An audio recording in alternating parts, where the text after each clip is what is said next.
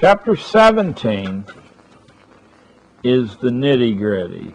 It's the politics of schooling.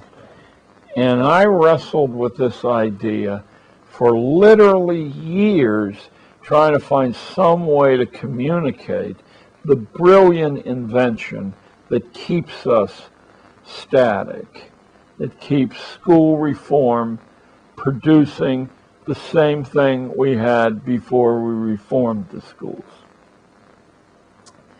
At the heart of the durability of mass schooling is a brilliantly designed power fragmentation system which distributes decision-making so widely among so many warring interests that large-scale change is impossible without a guidebook.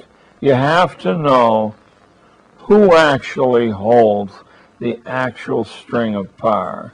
I'll give you a hint. It's never the teachers' union, regardless of what you hear. Ain't true. The power's fragmented into 18 separate compartments, each one of which I talk about in the book. People who accomplish modest-sized changes in the system have a map to know which people to waste time on and which people to avoid, even though they seem to be at the center of power. For those of you out there with a gleam in your eye saying, I've heard that idea before, you're right. You heard that idea in Thomas Hobbes' Leviathan, written in the first quarter of the 17th century, in which Hobbes says that wherever power seems to be, that you can be sure is not where it is.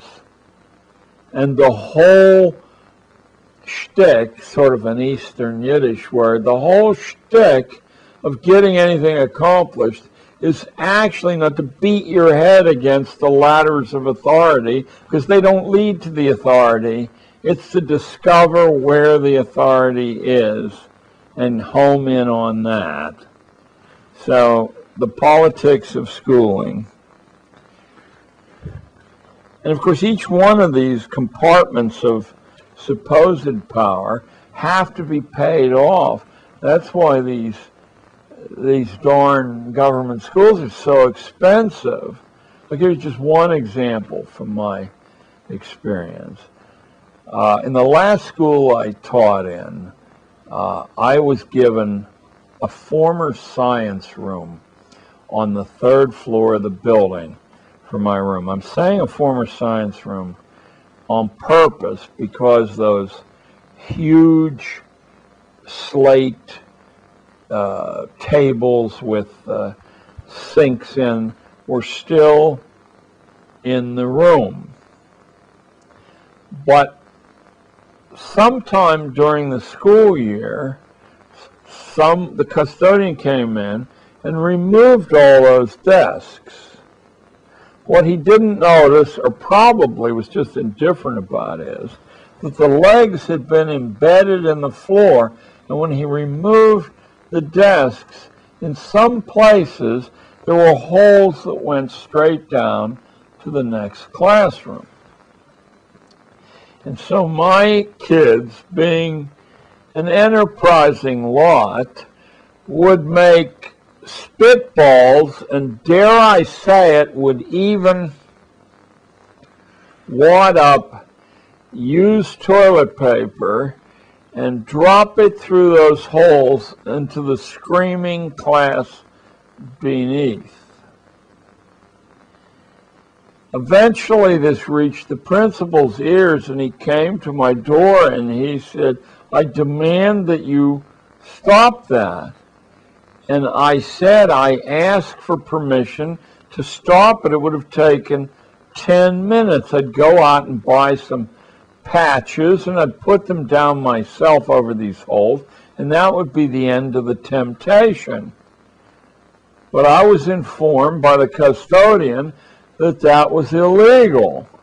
So he stormed out of the room, and then he came back and he said, right, you have to go through the chain of command. Okay, I said, start me on this procedure of getting these holes repaired. But don't ask me to stand over these holes because they're all over the room. And if I look one way, the stuff will get down another hole. They're dropping also ball bearings down those holes, which is really smart when they bounce off your noggin. So the custodian wouldn't tell me this, but eventually, by dint of gruesome research, I discovered how many sign-offs had to be made before a team was dispatched from 25 miles away in Brooklyn to come and fix that repair. 8 separate levels of authority had to sign off on that, beginning with the custodian of my building and then the principal.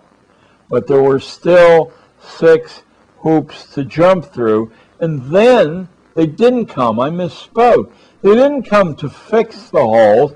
They came to inspect the problem.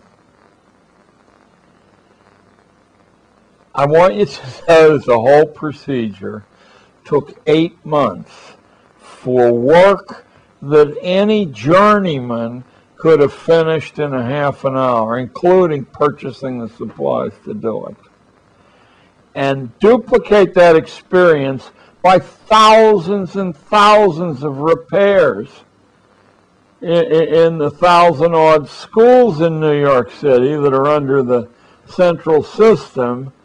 And now are we just beginning to see a glimmer of how this power system has been set up to guarantee that nobody can change the inexorable progress and product of mass forced schooling. Absolutely fascinating. The last chapter is called Breaking Out of the Trap.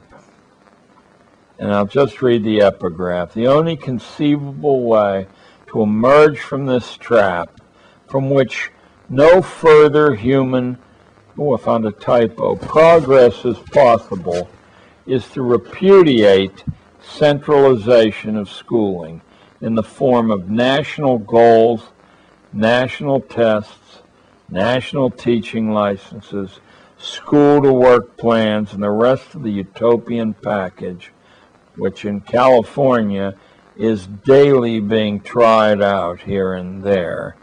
You guys are among the most villainous states in the country. I'd say the only one that matches the damage that California does is Texas, home of the legendary, well, I won't say it, this isn't a political program. You dictate textbook construction for the whole United States, and the reason for it is simple. Rather than fragment textbook buying so that teams of salesmen would be traveling constantly all over the state trying to sell their product, you bulk buy for this nation of 35 million people, so that anyone who gets a contract to supply California with books gets a contract to supply California with millions of books. It's instant wealth. Well, because of that, no textbook publisher wants to make 19 versions of his book. What California wants, or what Texas wants, because they do the same thing, is then force-fed to the rest of the United States.